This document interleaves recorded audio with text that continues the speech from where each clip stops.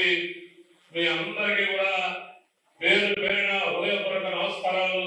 ధన్యవాదాలు తెలియజేసుకుంటూ మరి ఈ రోజు సభాధ్యక్షులుగా ఉన్నటువంటి సిటీ శాసనసభ్యులు మనవాడి గణబాబు గారికి, పెద్దల గౌరవ జిల్లా కలెక్టర్ గారికి,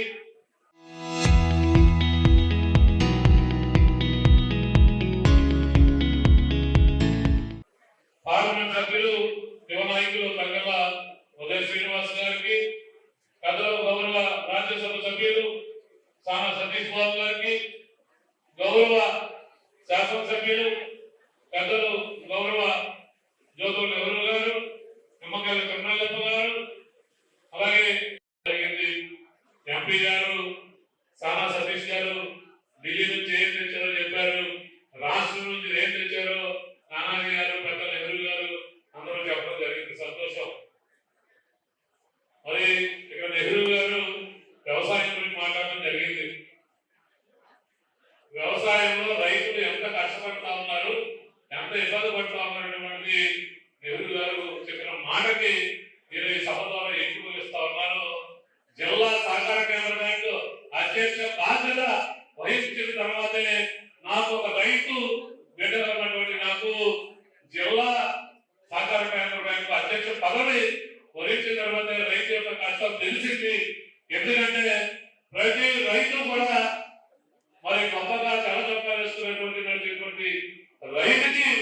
ఎన్ని కష్టాలు ఉన్నాయో ఆ కష్టాలన్నీ జిల్లా సహకార కేంద్ర బ్యాంకు అప్పులు చిట్టా చూస్తే రైతులు ఎంత కష్టపడతా ఉన్నాడు, కనీసం వడ్డీ కట్టడానికి కూడా ఎంతో కష్టపడేటువంటి పరిస్థితి మరి ఉభయ గోదావరి జిల్లాలో కూడా ఆంధ్రప్రదేశ్ అన్నపూర్ణ ఉన్నటువంటి ఈ జిల్లాలోనే రైతాంగం కష్టపడతా ఉన్నది. ఈ రైతాంగానికి అండగా ఉండడానికి ఈ రోజు మన కుటుంబ ప్రభుత్వం నిర్ణయించడం కూడా ఈ సందర్భంగా తెలియజేసుకుంటూ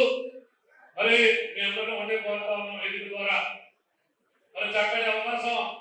మరి దుర్మార్గపు పరిపాలన ఆ రోజు జగన్మోహన్ రెడ్డి అందించినటువంటి పరిపాలన నుంచి మనం కాపాడుకోవడానికి ఈ రోజు మరి మోడీ గారు దేశంలోనే సుదీర్ఘంగా ఎక్కువ కాలం ప్రధానమంత్రిగా ఉన్నటువంటి మోడీ గారు, మన రాష్ట్రంలో ఎక్కువ కాలం ముఖ్యమంత్రిగా ఉన్నటువంటి నారా చంద్రబాబు నాయుడు గారు, మరి అటువంటి అనుభవం ఉన్నటువంటి కూటమి పార్టీలో మనం ఉన్నాం. మరి అటువంటి అనుభవం కావాలి, తను పెట్టుకున్నటువంటి పార్టీ జనసేన పార్టీని ఒక ఎంత తగ్గించుకుని మరి ఈ రోజు రాష్ట్ర సంక్షేమం, రాష్ట్ర అభివృద్ధి చేయంగా ఆ రోజు విజయనగరం ముఖ్యమంత్రి అయినటువంటి చంద్రబాబు నాయుడు గారు అధికారంలోకి రావాలి, అప్పుడే రాష్ట్రం బాగుపడుతున్నటువంటి ఏకైక ఉద్దేశంతో మరి ఈ రోజు అధికారాన్ని మనకి దగ్గరకు తీసుకొచ్చినటువంటి మా అందరి ఆలోచన నాయకుడు పవన్ కళ్యాణ్ గారు కూడా మన ఎప్పుడు మరి వారి పట్ల కష్టం ఈ రోజు మరో పక్క మరి పంచాయతీరాజ్ శాఖ మంత్రిగా పవన్ కళ్యాణ్ గారు పదవి బాధ్యత చేపట్టిన తర్వాత 24వ స్థానంలో ఉన్నటువంటి పంచాయతీరాజ్ శాఖనే మొట్టమొదటి స్థానాన్ని తీసుకొచ్చినటువంటి ఈ కుటుంబ ప్రభుత్వంలో ఉప ముఖ్యమంత్రి ఉన్నటువంటి పవన్ కళ్యాణ్ గారు, అలాగే ఈ రోజు విద్యాశాఖ ఉన్నటువంటి యువ నాయకులు లోకేష్ బాబు గారు ఈ రోజు బిఎస్సీ ఎంత చెప్పడం జరిగింది. బిఎస్సీలో 16,000 ఉద్యోగాలు ఒకేసారి ఇచ్చి విద్యాశాఖలో సమర్ప మార్పులు తీసుకున్నటువంటి యువ నాయకులు లోకేష్ గారు,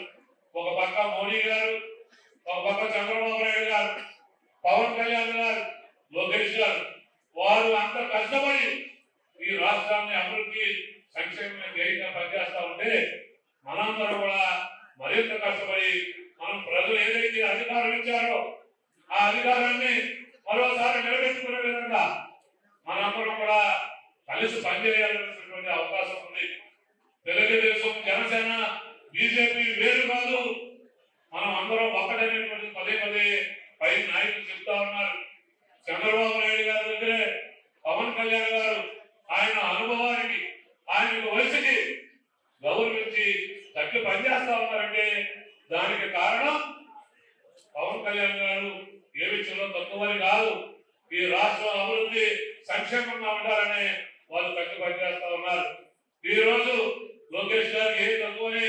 పవన్ అన్న ప్రదేశాలు ఉండడానికి కారణం మరి వారి యొక్క పవన్ కళ్యాణ్ గారి యొక్క పెద్దరికాన్ని వారి యొక్క త్యాగాన్ని గౌరవించి లోకేష్ బాబు గారు కూడా పవన్ కళ్యాణ్ గారు పదే అని పిలవటం మనందరం కూడా వారి యొక్క స్ఫూర్తిని వారి యొక్క త్యాగాన్ని గుర్తించుకుని మన జనసేన పార్టీ నాయకులు కానీ బీజేపీ నాయకులు కానీ తెలుగుదేశం పార్టీ నాయకులు కానీ మనందరం కూడా ఈ జిల్లా మరి మంచుకోవడం ఉన్నటువంటి కూటమి పార్టీకి మరి ఎప్పుడు కూటమి పార్టీ నుంచి దూరం అవ్వకుండా మనందరం అధికారంలో ఉండే విధంగా రేపు స్థానిక సంస్థల ఎన్నికల్లో కూడా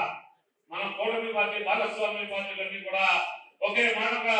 మరి పెద్దలు గౌరవించి మనందరం కలిసి కష్టపడి పనిచేయాలని మనస్ఫూర్తిగా ఈ వేదిక ద్వారా